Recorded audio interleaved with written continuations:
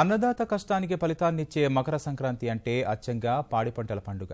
రంగవల్లులు, హరిదాసు కీర్తనలు, బసవనాల గింతలు, కొత్త జంటల సరసాలు, వియ్యంకుల సరదాలు, కుర్రోళ్ల హుషారే కాదు.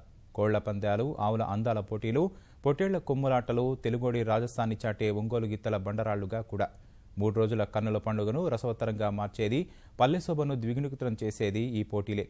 కనువిందు చేసేవి మువ్వల సవ్వళ్లు, మూరపు విన్యాసాలు, రంకెల హుంకారాలే. జాతి ఖ్యాతిని జగద్విదితం చేసిన ఆబోతులను తెలుగు సంస్కృతిలో మమేకం చేసిన మట్టి మనిషి అవ్యాజమైన మమకారమే ఈ సంబరాల సంక్రాంతికి మూలం. అందుకే పల్లెకు పోదాం, రైతును గౌరవిద్దాం, మూగ జీవాలను ప్రేమిద్దాం, వాటి విన్యాసాలను ఆస్వాదిద్దాం.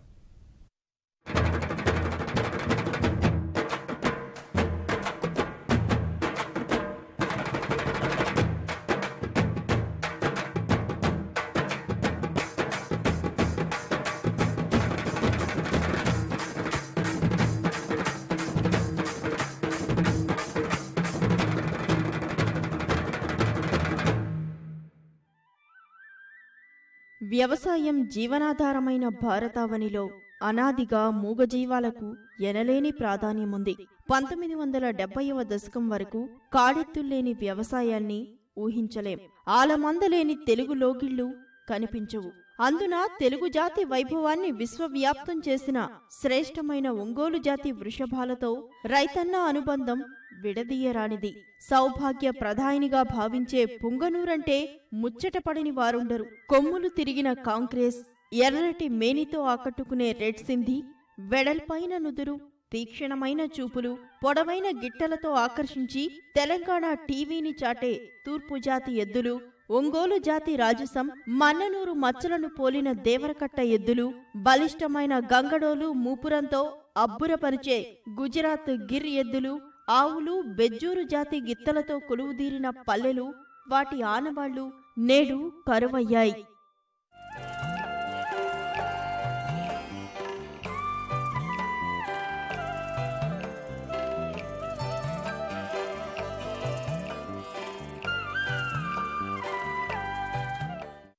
ఏం చదివినా కానీ ఫస్ట్ నుంచి వచ్చింది రైతు కుటుంబం నుంచి.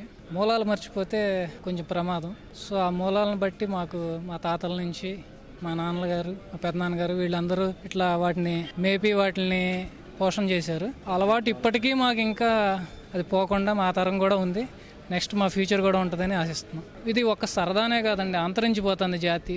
ఒకటి అందరూ మాకెందుకు అనుకుంటే అది ముందు ముందు చాలా ఇబ్బందులు, అవి అంతరించిపోతుంది కదా.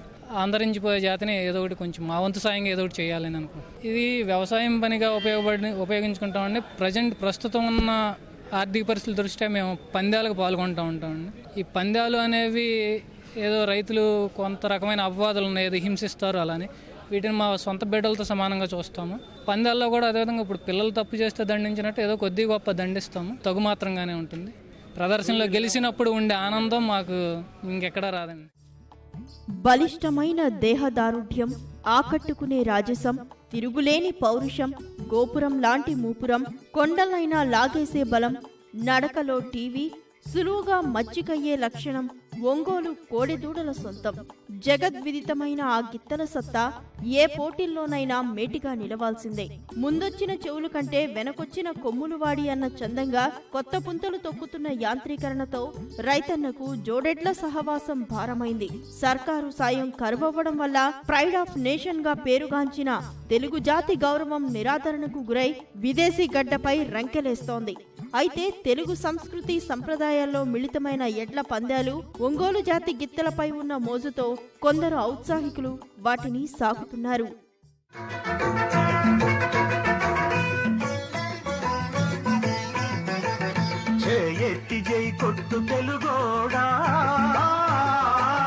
గతమెల్తో ఘన కీర్తి కలవోడా, చేయెత్తి జై కొట్టు తెలుగోడా, గతమెల్తో ఘన కీర్తి కలవోడా. ఒంగోలు జాతి కాదు, అసలు ఏ జాతినైనా పశువులను ప్రోత్సహించాలి, రైతుకు ప్రోత్సహించాలి తప్ప ఈ ఒంగోలు బ్రీడ్ ఆగను. కానీ ఒంగోలు జాతి అనేది చాలా శ్రేష్టమైనది. ఆవులు మాకు దగ్గర 150-200 ఆవులు ఉండేది. కానీ ఇప్పుడు 50-60 ఆవులు ఉన్నా కూడా వాటిని బ్రీడ్ తక్కువ చేయదు. రైతు రోజు ఏ పశువు నాగలి లేదు, అంత మిషనరీ అయిపోయింది. పాలు కూడా కల్తీ పాలు వస్తున్నాయి, బయటపడవలసింది. కానీ ఒంగోలు ఆవు ఆవు పాలు కూడా చాలా శ్రేష్టమైనవి. ప్రతి ఆవు కడుపులో ఇద్దరికి అనేది అర్ధసేరు బంగారం ఉంది. ఇప్పుడు 6 కిలోల బంగారం వెళ్తున్నది అంటే ఒక కోడెదూడ పుడితే 5 లక్షలు 10 లక్షలు అట్లా పోతున్నది. వీటిని ప్రోత్సహించాలి. రోజు రోజు క్షీణించిపోతుంది. దాని గురించి ఎద్దుల పందాలు అంటారు. పందాలంటే అది గ్రామీణ క్రీడలే. దాని గురించే ప్రోత్సహిస్తున్నాం. ఈ పందెపు గిత్తల పెంపకం అన్నది ఖరీదైన వ్యాపకం, ఓపికతో కూడిన వ్యవహారం. జోడెడ్ల పోషణకు రోజుకు 500 నుంచి 1000 రూపాయలు ఖర్చవుతుంది. 4 జతలుంటే నిర్వహణ వ్యయం నెలకు లకారం పైమాటే. సౌకర్యవంతమైన షెడ్లుండాలి. నాణ్యమైన దాణా, తాజా దుంపలు, కూరగాయలు, జీడిపప్పు, బాదం, ఖర్జూరాలు సమయం ప్రకారం పెట్టాలి. క్రమం తప్పకుండా వైద్య పరీక్షలు చేయించాలి. ఇన్ని జాగ్రత్తలతో బండలాగుడు పోటీలకు తర్ఫీదునిస్తారు. ఈ పనులన్నీ చేసేందుకు ఆబోతులపై మక్కు ఉన్న కూలీలు, సుశిక్షితులైన మాస్టర్లను నియమిస్తారు. కేవలం ఒంగోలు గిత్తలపై ఉన్న మక్కువే వాటి పరిరక్షణ కోసం ఆసాములను ప్రేరణనిస్తుందనడంలో ఎలాంటి సందేహం లేదు.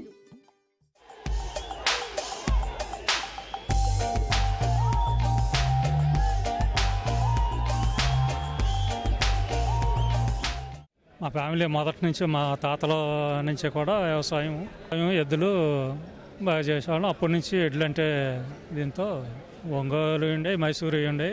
ఆవులను మేపట్లేదండి, తక్కువ. ఆవులు అవన్నీ కోతకెళ్ళిపోతాయి. వాటిని మేపుదామన్నా గిట్టుబాటు కాదు. మామూలు రైతులు రైతువారీగా సంరక్షించుకోవటానికి అవకాశాలు లేవు. ఏదన్నా ప్రభుత్వం తరపు నుంచి పెంచితే బ్రీడు నిలబడుతుంది, లేకపోతే ఉండదు. తమను ఇంత అపురూపంగా పోషించే యజమాని పేరు నిలిపేలా గిత్తలు బరిలో పోటీ పడతాయి.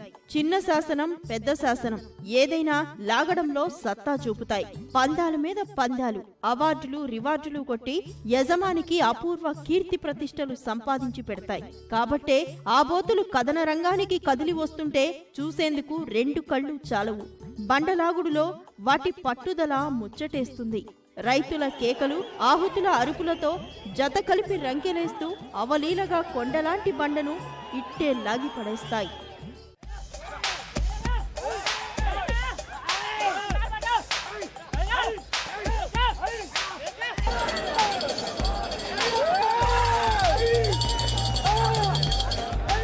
ఒకప్పుడు పూర్వం మన దగ్గర బ్రెజిల్ శమన వెళ్ళిపోయింది. వాళ్ళ దగ్గర మిల్క్ ఏల్డర్స్ ఉన్నాయి, మన దగ్గర మిల్క్ ఏల్డర్స్ లేవు. ఇప్పుడు ఆ శమనం మళ్ళీ అభిమానంతో వాళ్ళు మళ్ళీ ఇస్తా అంటున్నారు. అన్ని దేశీయాలు, దేశీయ సంపద పెరిగితే మన భారతదేశమే గొప్పది అన్నింటికంట. వాళ్ళ ఫోటోల్లోనూ మీడియాలోనూ చూసి మా దేశం గొప్పది అంటారు. ఫస్ట్ మొట్టమొదటి ఇండియన్ బ్రీడ్స్ అంటే అన్ని మనయ్యాయి. అసలు అలాగే మన నెగ్లెక్ట్ చేసి మన బ్రీడ్ పోయింది. వాళ్ళ బ్రీడ్లన్నీ కూడా పెరిగినాయి. తక్కువ వడ్డీతో లోన్స్ కానీ, రైతుకి ఎంకరేజ్మెంట్, పాల పోటీలు పెట్టి ఉత్సాహం. పాల పోటీల్లో 100 రూపాయలు ప్రైజ్ ఇస్తే 1000 రూపాయలు రైతు పాడు చేసుకుంటాడు. అది కూడా లేదు ఇక్కడ. ఇద్దరు బయట కంట్రీస్ ఎందుకు బాగుపడ్డాయంటే ఆల్రెడీ ఎంకరేజింగ్ లేదు. ఫస్ట్ రైతుల చేతులు కాల్చుకుంటున్నారు అందరూ. అది ప్రభుత్వం కూడా తోడ్పడి ఉంటే బాగుంటుంది. ఔత్సాహిక రైతులకు కోడెదూడలు ఆత్మ బంధువులు. వాటి సంబంధం కాడితో ముడివేసుకున్న అనుబంధం కన్నా మిన్న. కానీ పొలాల్లోకి చొచ్చుకొచ్చిన సాంకేతికత ఒంగోలు గిత్తలను దుక్కులకు దూరం చేసి పందాలకు పరిమితం చేసింది. 1,00,000 కారణాలతో పశు సంపద వృద్ధికి బీజమైన శ్రేష్టమైన ఆ జాతులు క్రమంగా అంతరిస్తున్నాయి. 1997లో 100 ఆవులకు 92.5 ఎద్దులుండగా 2012 నాటికి ఆ సంఖ్య 55కు పడిపోయింది. మేలు జాతి పేరుతో విదేశీ పశువులను ప్రోత్సహించే విధానాలు దేశీ జాతుల ఉనికినే ప్రమాదంలోకి నెడుతున్నాయి. వీటికి స్వస్తి పలికి బ్రెజిల్ ఒప్పందంతో దేశ సంపద వృద్ధికి ఏలికలు బాటలయ్యాలి. అరుదైన జాతుల పరిరక్షణకు ప్రభుత్వం ఉపక్రమించకుంటే పశు సంపద కనుమరుగవడం ఖాయం. ప్రతి జీవిని కాపాడాలి. ఎన్విరాన్మెంటల్లో కౌ కూడా ఒక భాగమే. గాయ్ బచావ్. గాయ్ ఒక ఆవు తన వయసు మొత్తం మీద కలిపి 10 నుంచి 15 దూడలు ఇస్తుంది. ఆ 15 దూడలు ఇవ్వాలంటే ఖచ్చితంగా బుల్ కావాల్సిందే. బుల్ లేనిది మనకు ఆవులు అనేది సంతతి పెరగదు. ఇప్పుడు 121 కోట్లు మన భారతదేశంలో ప్రజలు ఉన్నారంటే దాంట్లో పనికొచ్చే వాళ్ళు ఎంతమంది? పిచ్చి వాళ్ళు, వికలాంగులు వీళ్ళందరినీ ఇట్లా తీసేసుకుంటూ వెళ్తే, ముసలి వాళ్ళు వీళ్ళందరినీ తీసేసుకుంటే మనకి మిగిలేది 50 కోట్లు 60 కోట్లు. అదేవిధంగా బుల్స్ ఉన్నాయి. ఎవరు లేరు అంటున్నారండి? బుల్స్ చాలా ఉన్నాయి.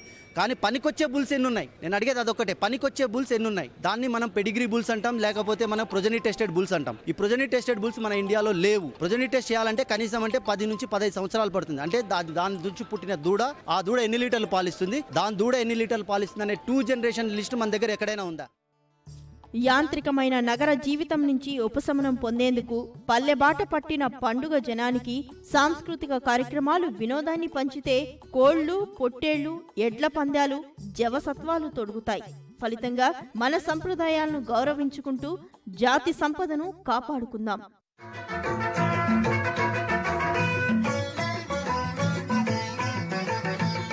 ఎత్తి జై కొట్టు తెలుగోడా, గతమెల్తో ఘన కీర్తి కలవోడా. చేయెత్తి జై కొట్టు తెలుగోడా, గతమెల్తో ఘన కీర్తి కలవోడా.